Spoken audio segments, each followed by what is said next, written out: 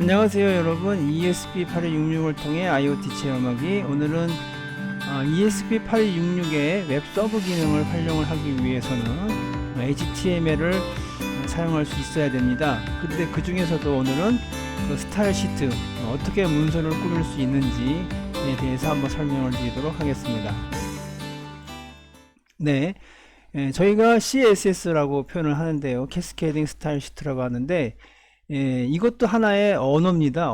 간이 언어인데, STL의 문서를 어떻게 표시를 할 것이냐, 뭐 색깔은 뭐로 할 것이고, 크기는 어떻게 줄 것이고, 배치는 어떻게 할 것이고 등등, 이런 어떤 표시와 관련된 어떤 정의된 방법이 있어야 되거든요. 바로 그것이 CSS라는 것입니다.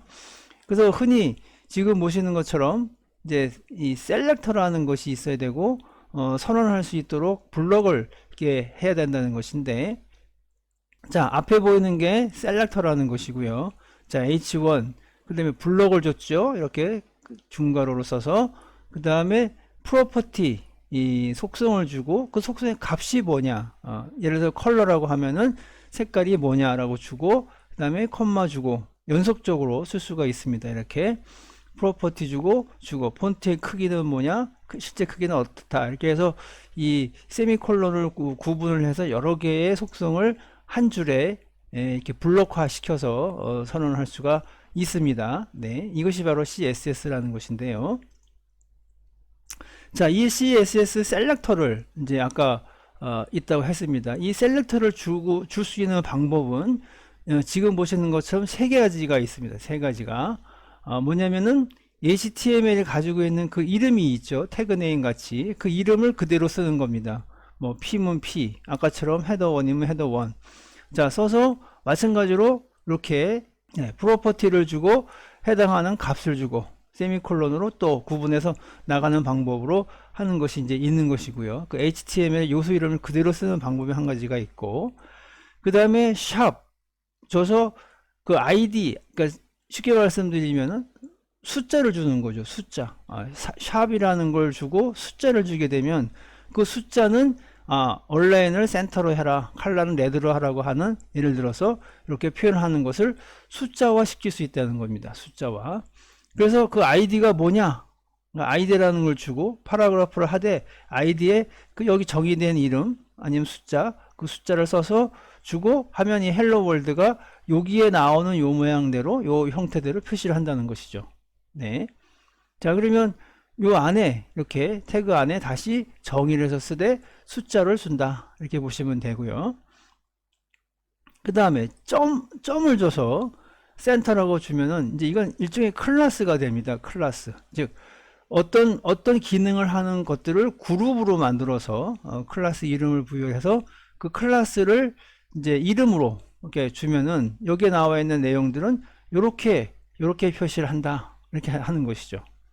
네, 그래서 아이디를 줄 것이냐, 클래스 이름을 줄 것이냐, 아니면 원래 가지고 있던 요소 이름을 그대로 써서 활용을 할 것이냐 라는 세 가지 방법이 있다는 것입니다. 보통은 클래스라는 방법으로 많이 쓰고 있습니다. 번호를 기억한다는 건 좀 그렇고요. 클래스 이름으로 의미를 부여해서 쓰는 것이 가장 일반적인 방법이 되겠습니다. 자, 그 다음에 이 스타일을 지정하기 위해서, 자, 인라인이라고 하는 스타일이 있습니다. 인라인. 이것은 뭐냐면은 그 태그 이름에다가 해당하는 태그에다가 스타일이라고 줘서 직접 그 안에다가 한 줄짜리 스타일을 기입을 하는 거죠. 네, 바디 스타일을 백그라운드 컬러는 이렇게 해준다 라고 해서 한 줄에다가, 그러니까 인라인이니까요, 한 줄에다가 표기를 한다, 이렇게 보시면 되겠죠.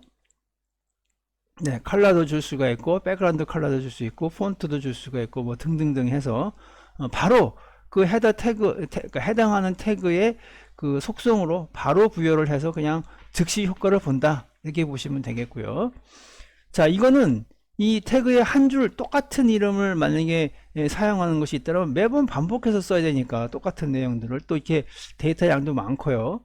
이건 좀 불편하겠죠, 아무래도. 그래서 이렇게 이제 모릅니다. 한쪽에다가 인라인, 이건 이제 인터널인데요. 그 해당하는 웹페이지 안에다가 스타일이라고 따로 이렇게 모아가지고 바디는 뭐 이렇게 해라, H1은 이렇게 하라 하고 해서 스타일이라는 태그를 씁니다. 스타일과 스타일 끝을 내죠. 이렇게 태그를 줘서 하나의 블록을 만든 다음에 그 웹페이지에 해당하는 것들은 다 반영이 될 수 있도록 이렇게 하는 것이 바로 인터널 스타일입니다. 내부 안에, 그러니까 웹페이지의 내부 안에 스타일을 표기해 넣는 것, 이것이 바로 인터널이 되겠습니다. 네, 인라인은 해당하는 그 태그 안에 한 줄짜리 이렇게 직접 집어넣는 거고요. 이거는 블록을 할 수 있으되 인터널, 내부에다가 집어넣는 방법이 되겠고요. 그 다음에 그 스타일과 관련된 것들을 별도로 파일로 만들어다가, 이게 파일입니다. 예를 들면 mystyle.css라고 하는 확장자 CSS라고 하는 별도의 파일을 만들어 가지고 바디는 뭐라 이렇게 정의를 한 다음에, 자, 이것을 직접 파일을 링크를 해서 하는데 이렇게 합니다. 링크라고 주고 태그를 주고 이 이름이죠. 스타일 시트의 형식 이름을 주고, 그 다음에 타입은 텍스트의 CSS라고 타입도 주고, 그 다음에 이제 실제 어디에 있냐면은 그 파일이니까요. 파일의 이름을 주되, 이게 만약에 커런트 디렉토리가 아니면은 여기다가 디렉토리 이름을 다 이렇게 부여를 하셔야 됩니다. 이제 링크가 될 수 있도록. 이 해당하는 서버에 웹 디스크에 들어가 있는 파일이 될 수도 있고요.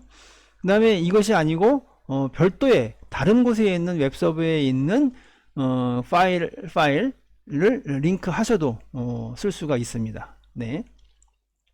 자, 그래서 이 스타일을 모아놓은 것들을 이 웹페이지 프롬 내부에 둘 것이냐, 아니면 파일을 이렇게 만들어서 외부에 두고 필요할 때 링크해서 쓸 것이냐 라는 건데, 이것은 이렇게 웹에서 쓰게 되면 여러 웹사이트에서 공용해서 쓸 수가 있는 것이죠. 한 웹페이지만 쓸 수 있는 것이 아니고 여러 웹페이지가 다 같이 쓸 수 있는 것이죠. 근데 인터넷에다 두게 되면은 그 웹페이지 하나밖에 못 쓰니까 사용 용도가 좀 줄겠죠, 아무래도. 자, 그런 차이가 있습니다. W3 스쿨스에 가서 보시면은 w3.css라고 하는 스타일 시트를 몰아놓은 기능들이 있는데 굉장히 다양한 것이 많습니다. 자, 실제는 이렇게 갑니다. H1은 뭐 이렇게 주기도 하고요.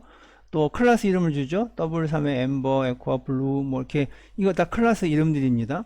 네, 이렇게 여러 가지 기능들이 있는데 한번 살펴보시고요. 이걸 가지고 응용해서 쓰셔도 되겠습니다. 이것이 직접 위치니까 이 실제 위치를 링크해서 쓰셔도 무방합니다. 네.